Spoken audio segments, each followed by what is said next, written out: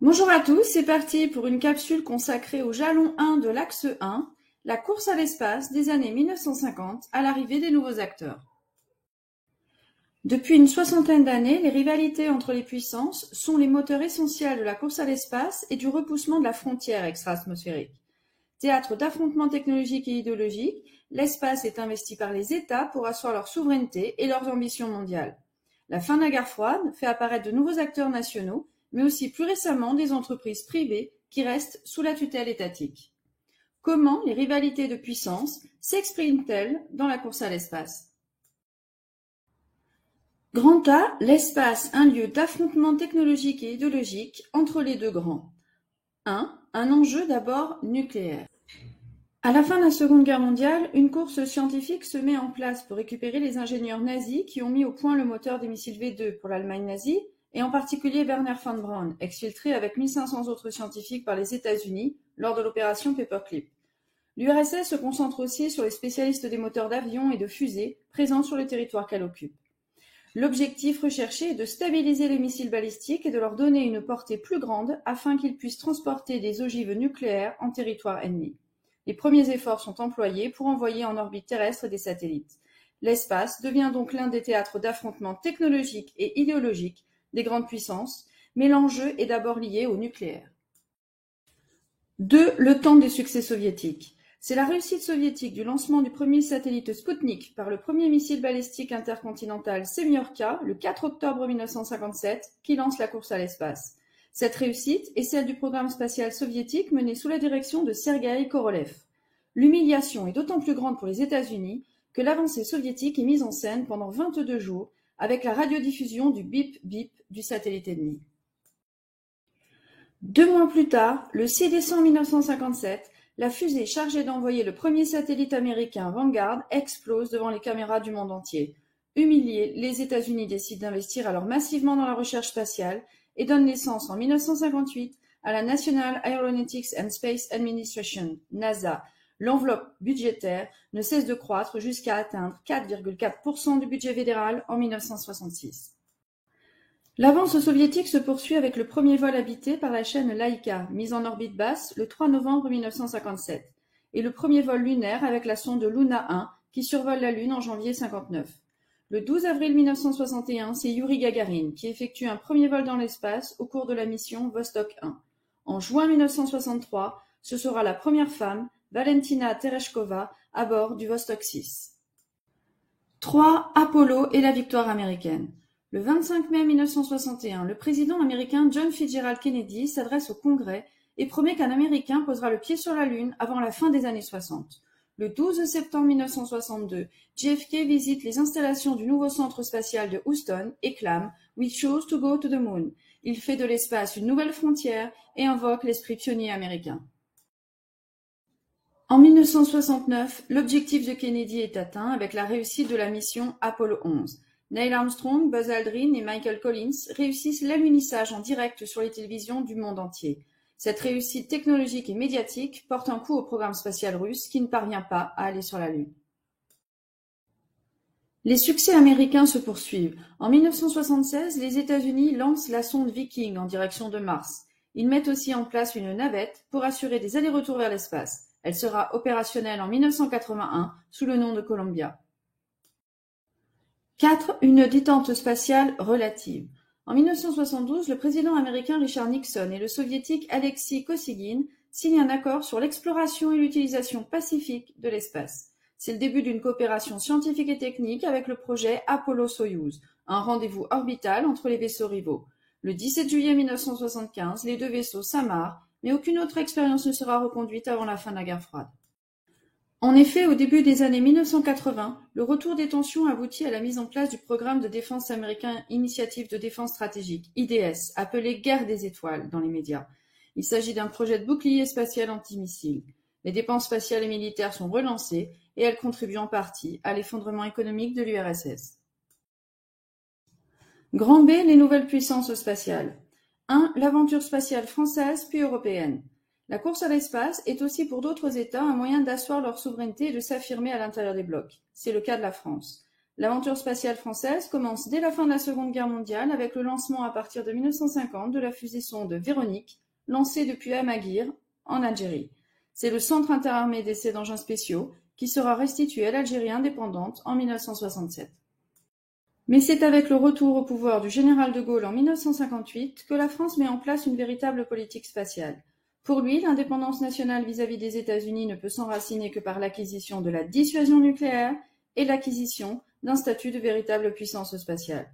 Le Centre national d'études spatiales est créé en décembre 1961 et le premier satellite artificiel français est lancé le 26 novembre 1965.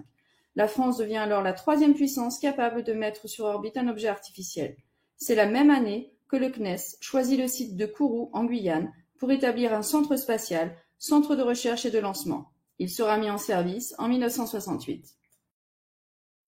Le président Georges Pompidou inscrit cette stratégie de souveraineté spatiale dans le cadre d'une coopération européenne, et c'est en 1975 que l'Agence spatiale européenne, ESA, est créée. Le lanceur Ariane, mais aussi les programmes Copernicus pour l'observation de la Terre et Galileo pour le système de positionnement par satellite seront ses succès.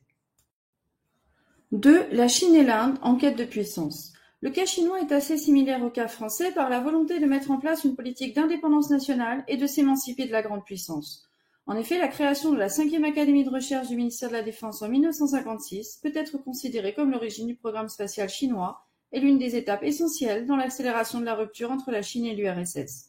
Nous reviendrons largement sur la Chine dans le cadre de l'objet conclusif du thème. Aujourd'hui, elle fait des missions spatiales l'une des priorités de son programme économique et géostratégique, montrant au monde que l'espace est devenu un instrument de sa puissance. L'Inde a fait son entrée plus récemment. La recherche spatiale est pour cet État un véritable enjeu de développement. Elle dispose de ses propres satellites et veut utiliser l'espace pour des applications concrètes dans les télécommunications, l'agriculture et l'aménagement du territoire. Depuis 2003, l'Inde développe un projet d'alunissage avec le programme Chandrayaan. La réussite en 2014 du lancement de son premier satellite géostationnaire et la satellisation d'une sonde autour de Mars témoignent de la détermination du pays à acquérir le statut de puissance spatiale, et ce, avec un budget restreint. 1 milliard d'euros en 2016 contre 8 à 10 pour la Chine et l'Europe et 40 pour les États-Unis la même année. C'est un exemple du modèle de l'innovation frugale, lié au Jugaad indien, une forme de philosophie de la débrouillardise. L'agence indienne ISRO met en service dès 1993 le lanceur Polar Satellite Launch Vehicle. Cette politique spatiale vise aussi à rappeler aux puissances nucléaires qui l'entourent, la Chine et le Pakistan, qu'elles disposent d'une indépendance totale. L'Inde dispose aussi d'un système de navigation par satellite, NAVIC, tout comme les États-Unis, la Russie, la Chine et l'Europe. 3. Les puissances spatiales émergentes. À côté de ces deux puissances émergentes, d'autres acteurs nationaux cherchent à prendre une place dans la conquête spatiale. Il y a toujours un intérêt militaire, mais aussi pour les nombreuses activités quotidiennes qui dépendent des applications et qui n'ont pas d'alternative terrestre, comme le GPS. Le Japon, la Corée du Nord, la Corée du Sud, Israël se lancent dans une politique spatiale, mais aussi les Émirats arabes unis avec l'envoi de leur sonde Hope autour de l'orbite de Mars en février 2021, ou encore le Maroc qui possède 2 satellites, Mohamed VI-A et B. Le club des puissances spatiales s'élargit, mais ceux qui possèdent leurs propres moyens restent les puissances plus affirmées, États-Unis, Russie, Europe, Japon, Chine et Inde. Les États-Unis demeurent la première puissance spatiale avec un budget de la NASA de 21,5 milliards en 2019, contre 8 milliards de dollars estimés pour la Chine et 6 pour l'ESA. En mal d'objectifs dans les années 1990 et 2000, les États-Unis considèrent de nouveau l'espace comme un enjeu majeur pour la sécurité nationale et la défense. En août 2019, Donald Trump lance un commandement militaire de l'espace pour maintenir ce leadership. Bientôt, il devrait être accompagné d'une nouvelle branche de l'armée américaine, la Force de l'espace. Grand C, le rôle croissant des entreprises privées. 1. Le New Space. Ces dernières années sont marquées par l'arrivée des entreprises privées américaines, Virgin Galactic, SpaceX, Blue Origin, Planetary Resources, dans les activités spatiales, qui étaient l'apanage des États. En effet, face à la baisse des budgets liés à la conquête spatiale, de nouveaux acteurs privés sont apparus et s'emparent du marché. C'est le New Space. Ces nouveaux acteurs s'inscrivent dans le mythe du repoussement de la frontier, clamé par JFK, et ils se rêvent en pionniers. Elon Musk, le fondateur de SpaceX, assume vouloir coloniser la planète Mars et y poser le pied. Richard Branson veut permettre à son entreprise d'envoyer des touristes dans l'espace en vendant des vols suborbitaux au public. En Europe, Ariane Group, qui assure le lancement des satellites, est une copropriété d'Airbus et du groupe Safran, et d'autres entreprises tentent de développer leurs propres projets de fusée. Mais c'est SpaceX qui a pris de l'avance. Après avoir envoyé sa Tesla dans l'espace en 2018, Elon Musk vient de réussir la mission Inspiration 4. Le Crew Dragon a conduit dans l'espace à une orbite au-delà de celle de l'ISS, à près de 600 km, 4 spatiotouristes. Préparés pendant 6 mois, ils ont participé à quelques expériences médicales pendant leur voyage de 71 heures du 16 au 18 septembre 2021. Après 45 tours en orbite autour de la Terre, ils sont revenus. Les billets devraient être mis en vente au prix de 55 millions de dollars prochainement. 2. La tutelle étatique. Cet élargissement des acteurs ne doit cependant pas faire oublier qu'il s'appuie sur un partenariat public-privé. En effet, si ces entreprises privées jouent un rôle croissant, juridiquement, c'est le traité de l'espace de 1967 qui sert de fondement du droit international de l'espace et fait des États les seuls responsables des activités spatiales. Même privées, ces entreprises spatiales engagent la responsabilité de l'État de leur nationalité. Cette charge juridique octroie donc à l'État une position tutélaire et lui donne le droit d'accorder ou non une autorisation à ces entreprises. La subordination est aussi financière, car elle dépend en réalité des commandes des différentes administrations, et en particulier aux États-Unis du département de la Défense, de la NASA et de l'Agence américaine d'observation océanique et atmosphérique. SpaceX, par exemple, profite d'un contrat de transport de fret vers la station ISS. C'est ce contrat qui lui permet cependant de dégager des marges pour innover et mettre au point la fusée Falcon 9 réutilisable. 3. Les conséquences géopolitiques. L'entrée en jeu de ces nouveaux acteurs est un changement majeur, mais reste un moyen pour les États-Unis de conforter leur statut de puissance. Cela soulève de nouveaux enjeux dans le cadre des relations internationales sur les questions de régulation de l'espace extra-atmosphérique.